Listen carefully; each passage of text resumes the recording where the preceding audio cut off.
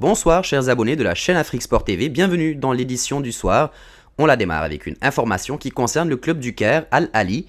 La formation égyptienne tentera de décrocher la 3e place du mondial des clubs face aux Brésiliens de Palmeiras ce jeudi. Le champion d'Afrique, Al Ahly, a été éliminé après avoir été battu 2-0 par le champion d'Europe, le Bayern Munich, le 8 février 2021, à Al Rayyan au Qatar, en demi-finale de la Coupe du Monde des clubs de football. La formation égyptienne a craqué sur des buts de Robert Lewandowski, inscrit à la 17e et à la 86e minute. Mais à cause d'un geste après le coup de sifflet final de ce match, 2 joueurs d'Al Ahly seront privés de la petite finale. Houssine El Shahad et Mahmoud Abdel Moneim Kahraba, qui ont salué dans les tribunes la légende égyptienne Mohamed Aboutrika, ont été privés par la FIFA de la rencontre face à Palmeiras.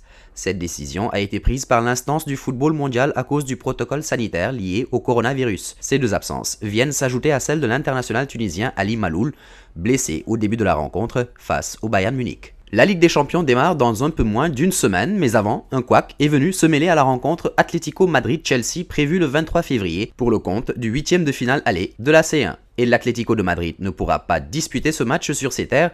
En effet, en raison des restrictions imposées par le gouvernement espagnol pour contrer l'épidémie de Covid-19, les avions en provenance d'Angleterre ne sont pas autorisés à pénétrer sur le territoire ibérique. Le match du 23 février se jouera donc loin de Madrid à la National Arena de Bucarest en Roumanie, comme l'a officialisé le club colchonero dans un communiqué ce matin.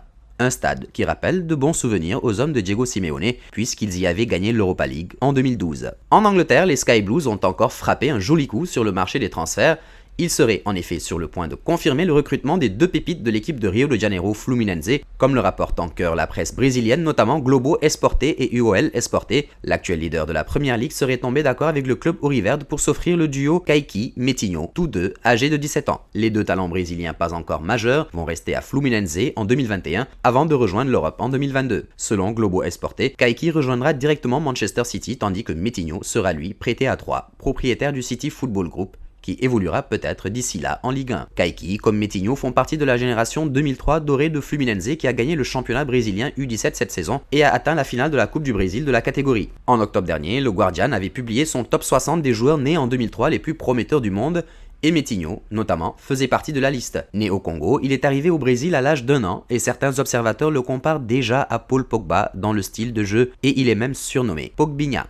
On reste à Manchester City avec cette déclaration dithyrambique de Pep Guardiola envers son joueur Phil Foden. Auteur d'une première partie de saison remarquable, le milieu de terrain anglais de seulement 20 ans, Phil Foden, a déjà inscrit 10 buts et délivré 6 passes décisives en Première Ligue. Et Pep Guardiola n'a pas manqué de souligner à quel point il était déjà indispensable. À son âge, Phil Foden est le joueur le plus talentueux que je n'ai jamais vu comme joueur et comme coach. Il a tout pour devenir l'un des meilleurs. C'est le seul joueur qu'on ne vendra jamais. Pas même pour 500 millions d'euros. Phil n'ira nulle part parce que Phil, c'est Manchester City, a souligné le coach espagnol.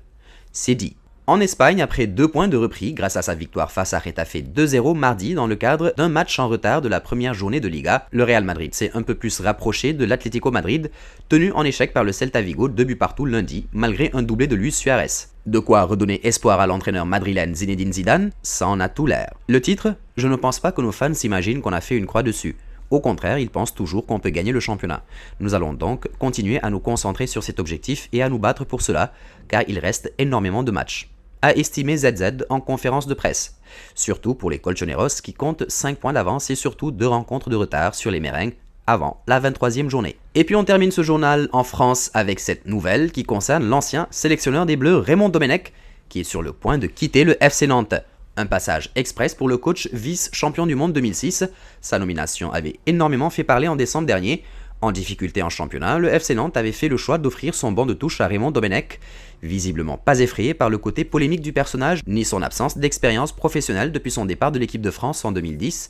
Valdemar Kita n'avait pas hésité à offrir un contrat de 6 mois à l'ancien joueur de l'Olympique Lyonnais. Mais tout ne s'est pas passé comme prévu, du moins pas de la façon qu'espéraient les dirigeants nantais. 1 mois après sa nomination, le FC Nantes est relégable alors que le club était 16e au moment de son arrivée. Sous les ordres de Domenech, le FC Nantes n'a réussi à remporter aucun match, n'affichant aucun progrès dans le jeu qui plus est. Un triste bilan de 7 matchs dont 4 nuls et 3 défaites.